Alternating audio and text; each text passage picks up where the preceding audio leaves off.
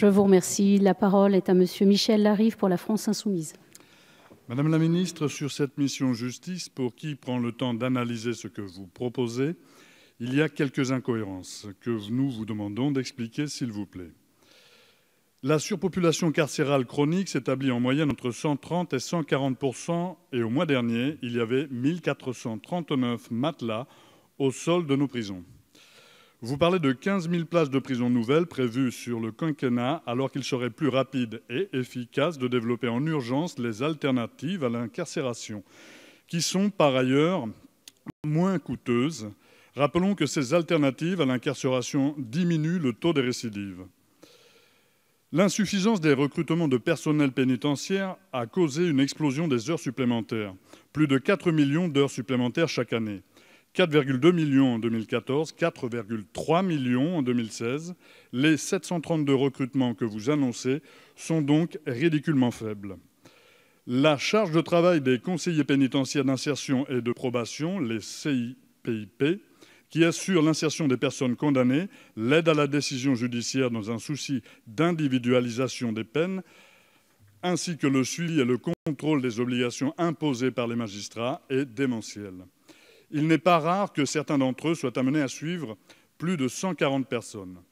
Vous proposez de recruter seulement 150 CPIP, en plus pour 2018, là où il en faudrait au moins le double. C'est un budget de misère pour la justice. Ce n'est pas au niveau d'une justice digne de notre République. Madame la ministre, comment allez-vous remédier à ces incohérences? Merci. Je vous remercie. La parole est à Madame la ministre.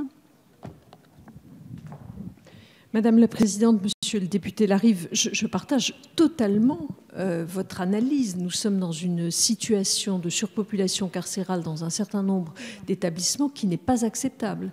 C'est totalement inefficace par rapport au sens de la peine. C'est insécure pour les personnels et donc pour la société. C'est indigne. Je partage absolument votre analyse.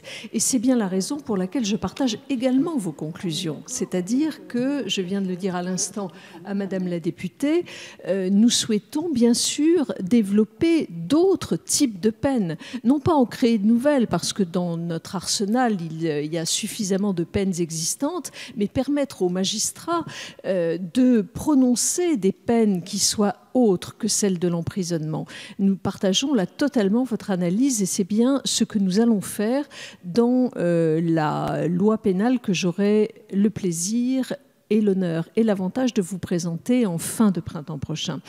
Vous évoquez également la question de l'insuffisance des personnels pénitentiaires et vous dites, bon, on a prévu 732 emplois supplémentaires, c'est largement insuffisant.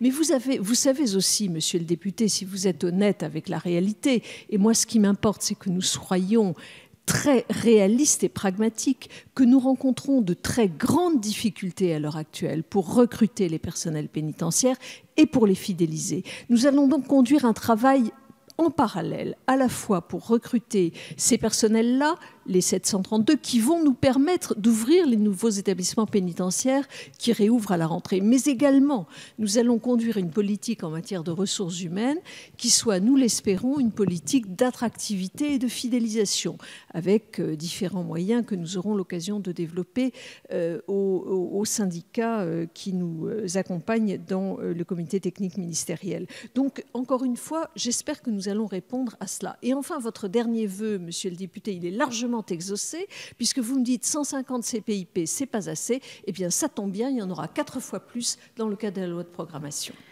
Je vous remercie, Madame.